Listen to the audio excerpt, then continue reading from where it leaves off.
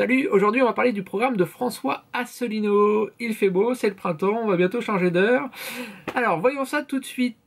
J'ai pris un peu de temps pour faire cette vidéo car je ne connaissais pas du tout ce parti. Il m'a fallu avoir un peu de renseignements. Donc sur son site internet, il y a une vidéo qui dure 3 heures qui résume son programme. Il n'y a pas forcément de version papier complète, mais on peut reprendre le programme de 2012. Hein. Globalement, c'est à peu près le même programme, même si la dernière fois il n'avait pas eu les 500 parrainages. Donc François Asselineau, donc il a 59 ans, ce qui nous fait de lui un candidat pas forcément très âgé par rapport à d'autres. Donc il a fondé le parti Union Populaire Républicaine il y a une dizaine d'années. Et aux dernières élections, il a eu à peu près 1% des voix. Donc c'est un haut fonctionnaire. Il a fait HEC, l'ENA, et il a été dans divers gouvernements de droite. Hein. Donc ses références, ça peut aller de Charles Pasqua, Philippe Séguin ou même Jacques Chirac.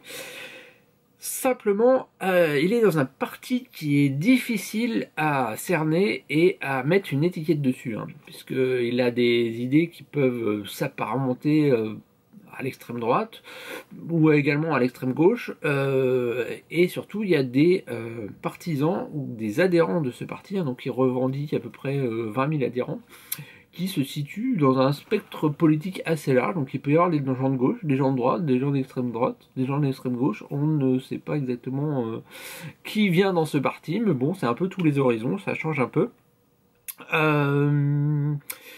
Le Conseil constitutionnel donc l'a classé ce parti politique dans la rubrique divers. Il est très fier, il dit bah moi je suis pas classifié, je suis divers. Simplement pour le classifier, hein, pour avoir une petite idée, on pourrait dire qu'il est souverainiste. Hein. Donc il y a d'autres candidats qui sont souverainistes. Hein. Il y a Nicolas Dupont-Aignan, il y a Philippe de Villiers. Il est même proche du parti d'extrême droite Geert Wilders aux Pays-Bas.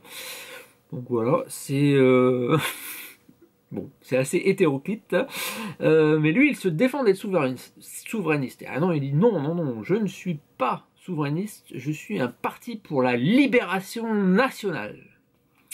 Voilà, la libération nationale. Donc c'est un parti assez récent qui se pose au niveau de ses militants sur pas mal de cyber-militantisme. C'est-à-dire que sur internet, il y a pas mal de personnes actives hein, qui posent des messages sur Facebook et tout ça. Donc c'est une nouvelle forme de militer. En sachant que lui, il ne se voit pas du tout comme un petit candidat. Il dit bah non, moi ça m'intéresse pas de parler avec Dupont-Aignan ou Philippe Poutou, je suis un candidat sérieux, j'ai envie de parler avec Monsieur Macron ou Monsieur Fillon, et il faut qu'on soit pris au sérieux. Donc il pense sincèrement qu'il peut passer des dernières élections à 1% des électeurs à 20%, comme ça, d'un coup de magie, avec seulement 20 000 militants. Bon. Eh ben, on lui souhaite bonne chance, hein, on verra bien. Tout est possible hein, dans ce monde, hein, puisque Fillon il était crédité de 10% dans la primaire de la droite, et finalement il a réussi à gagner. Bon, là il part de très très loin quand même, hein, surtout que on va le voir dans son programme, ses idées ne sont pas forcément dans une optique de faire l'unanimité. Voilà. Donc au niveau de ces discours, hein, pas forcément politiques, mais ces discours de vidéos qu'on peut trouver sur internet, il a une idée en tête, hein, pas forcément une idée, mais une sorte de vision du fait que les États-Unis serait un peu derrière tout ce qui se passe au niveau mondial, hein. Donc que ce soit des attentats, que ce soit des événements politiques, que ce soit Daesh, la construction européenne, tout ça c'est fomenté par les États-Unis. Donc bon, effectivement il est souvent associé à des idées complotistes, hein. Alors lui il s'en défend, il dit non j'ai des preuves. Donc par exemple sur la construction européenne, M. Monnet, donc, qui était un fondateur de la construction européenne, il dit bah, j'apporte des preuves qu'il était financé par la CIA. Donc c'est pas le seul à le dire, après il y a des documents qui sont déclassifiés. Bon, c'est peut-être vrai, c'est peut-être pas vrai. Le Dalai Lama serait un agent de la CIA.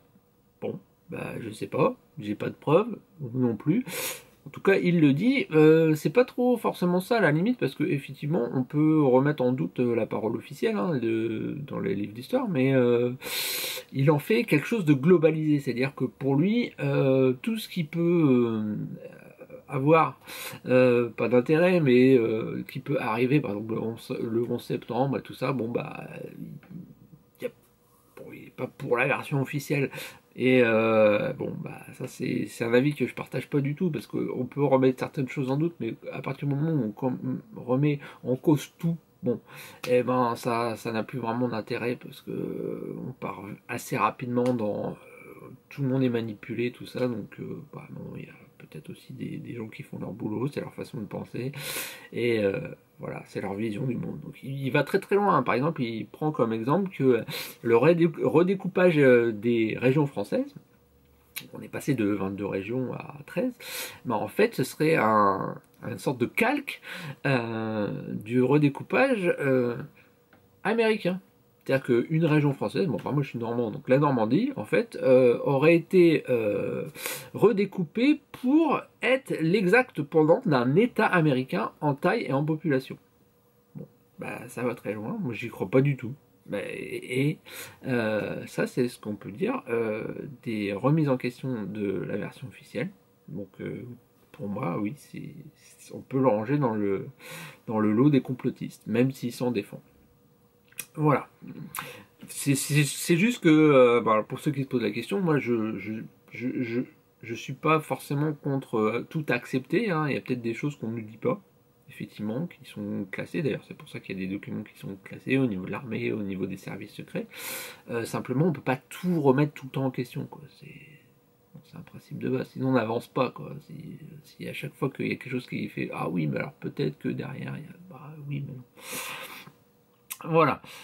Donc, pour le personnage de Asselineau, on va passer à son programme et qu'est-ce qu'il veut pour la France. Donc, le gros du programme, c'est que la construction européenne est la cause de tous les problèmes. L'Europe. Donc, il a même qualifié l'Europe de dictature.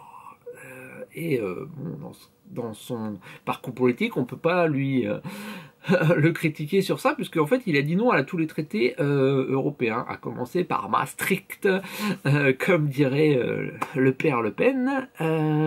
Donc ça c'est une vision qui est fondamentale dans son programme, c'est la sortie de l'Europe. Et même plus que tous les autres candidats, puisque les autres candidats qui veulent renégocier les traités européens, ils disent qu'ils vont pas assez loin. Bon, lui, il veut vraiment sortir. Il veut appliquer l'article 50 de la Constitution. Il veut faire comme la Grande-Bretagne. Donc la Grande-Bretagne, ils ont fait le Brexit, qui va être mis en application la semaine prochaine, à partir du 29 mars. Il veut vraiment que la France sorte de l'Europe. Et à cela, il dit, donc si vous votez pour moi, je sortirai directement de l'Europe sans faire de référendum. Ce qui est assez logique, hein, puisque s'il y a 50% des électeurs français qui se prononcent sur M. Asselineau à la présidentielle, on peut quand même considérer qu'ils sont d'accord avec son programme et que la sortie de l'Europe sera effective. Donc, personnellement, moi je suis très fier d'être européen, donc ça me met vraiment mal à l'aise, hein, parce que le fait de pouvoir voyager, de pouvoir travailler, de pouvoir faire à peu près ce qu'on veut en étant européen et de circuler librement, d'avoir la même monnaie, je trouve que c'est une chance. Et donc voir ça, que vous dire, c'est une chose qui est idéologique. Alors effectivement, il y a des électeurs qui sont attirés par ça. Ils voient la Grande-Bretagne qui se disent ils l'ont fait, pourquoi pas la France? Sauf que la France, c'est un peu nous qui avons créé l'Europe. Donc en sortir comme ça veut dire que l'Europe serait foutue. Bah oui, puisqu'on est un des piliers de l'Europe, donc si on sort de l'Europe, l'Europe n'existe plus, hein. Petit à petit, ça va se débailler, les autres pays vont dire ah bah oui, nous aussi on sort, l'Allemagne va dire hop, et tout le monde redevient des petits pays indépendants au milieu d'un conglomérat qui ressemblera plus à rien. Donc je sais pas si je peux vous convaincre de ça, hein. Donc si vous lisez le programme, vous dites ah ouais, l'Europe elle fait des lois qui sont contraires aux droits des citoyens français, donc c'est pas bien, il faut sortir. Il y a d'autres manières de faire. Voilà, effectivement, je pense qu'on peut renégocier les traités européens, ça peut se faire, j'y crois. Bon, après, on peut ne pas y croire et avoir vraiment une position radicale, dire je sors de l'Europe. Donc s'il sort de l'Europe, Asselineau veut également sortir de l'euro, bien sûr, au niveau de la monnaie, donc revenir au franc. Donc on a eu l'ancien franc, le nouveau franc, ce serait le nouveau franc. Bon, voilà. Et également sortir de l'OTAN. Donc si vous regardez les vidéos d'Asselineau, hein, donc il n'a pas le drapeau européen, il a le drapeau de l'ONU, à côté du drapeau français. Donc sortir de l'Europe, sortir de l'euro, sortir de l'OTAN, bah, c'est pas le seul candidat à le proposer. Bah non. Là, il y a Jacques Cheminade, donc j'ai parlé de la vidéo d'avant, qui a un programme assez similaire, et également Marine Le Pen. Alors Marine Le Pen lui dit ah oui, bah alors Marine Le Pen, non, elle m'a piqué toutes mes idées. C'est pas juste, c'est moi qui ai eu les idées avant, et puis elle me reprend mes idées pour faire de l'électorat. Bon, bah, ça, vous devez faire votre avis. Et il a comme à la limite Jacques Cheminade, il a quand même une différence idéologique avec Marine Le Pen, c'est qu'effectivement il n'est pas du tout raciste, xénophobe, comme pourrait l'être Marine Le Pen. Mais ça c'est important, c'est quand même une base du programme, donc surtout qu'il se revendique du Conseil national de la résistance en 1944, qui était une sorte de fusion un peu de tous les partis politiques de l'époque. Mais bon, dans le Conseil national de la résistance, il y avait quand même Jean Moulin, des communistes et tout ça, donc on n'est quand même pas du tout dans le même délire que le Front National raciste et xénophobe fondé par des nazis. Hein. Donc là, c'est sûr que c'est pas du tout les mêmes idées politiques. Mais bon, sur l'Europe, sur la sortie de l'Europe, donc le Frexit, comme il dit, bah, ils se rejoignent, voilà. Donc, gros du programme, sortie de l'Europe, sortie de l'euro, sortie de l'OTAN. Après, on va voir d'autres points de son programme. Donc, il est pour une réforme de la Constitution. Par contre, il est très attaché à la 5e République. Hein. C'est un gaulliste, hein. Donc, chef d'État, représentativité de l'État. Alors, par contre, dans son détail de programme, il dit quelque chose d'intéressant que les autres candidats ne disent peut-être pas, c'est qu'il y a une différence entre l'élection du président de la République et les élections législatives. Car, en fait, on vote pour quelqu'un qui est le garant de la nation, et pas forcément pour un programme gouvernemental, parce qu'en fait le programme gouvernemental, finalement, il serait désigné par les députés. Donc, alors là, au niveau de la réforme de la Constitution, il y aurait peut-être quelque chose à faire, c'est-à-dire d'inverser les élections.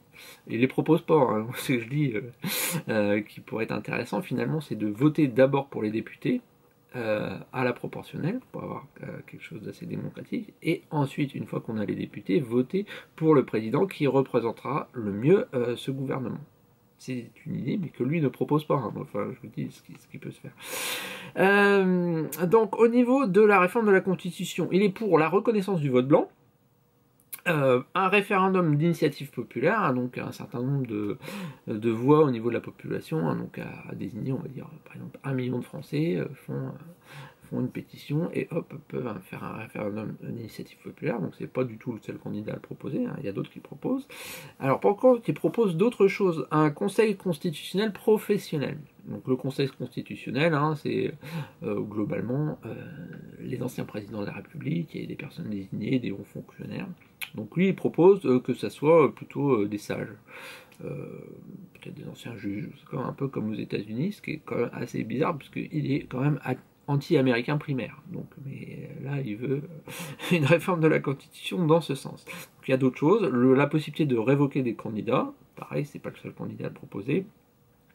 Voilà, donc ça c'est pour la réforme de la Constitution. Après, il a un grand plan de renationalisation. Donc toutes les grosses entreprises, hein, l'eau, EDF, le Gaz de France, qui est passé à Engie, la SNCF, tout ça, ça serait renationalisé. Et également la télévision, donc TF1. Donc TF1, hein, jusque dans les années 80, c'était le service public, donc il a été privatisé, donc il devrait revenir comme avant. Au niveau de la politique extérieure, donc on n'est plus dans l'Europe, et il veut quand même une ouverture sur le monde. Donc discuter avec les pays émergents, le Brésil, etc. Et également, comme Jacques Cheminade, la fin de la France-Afrique, donc la fin de la monétisation française, hein, du franc CFA, et qu'il y a un développement de l'Afrique et des pays du Moyen-Orient de leur propre chef.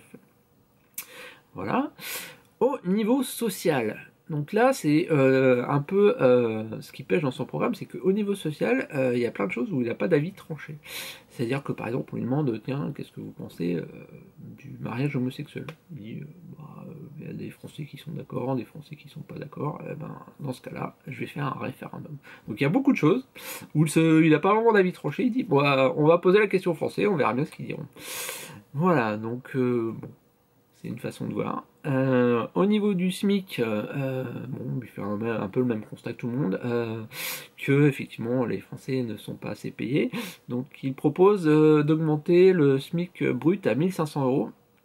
Sauf que le problème c'est qu'actuellement il est à 1480, donc 20 euros de plus brut par mois, ça va pas aller loin, donc là il n'est pas très ambitieux.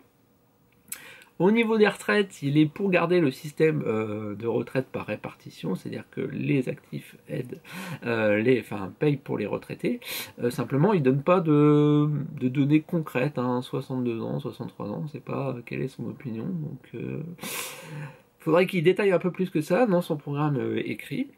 Voilà. Donc, j'ai fait un petit tour de l'Union populaire républicaine, donc ça c'est le programme présidentiel, donc il dit mon programme législatif détaillé, vous l'aurez pour les législatives.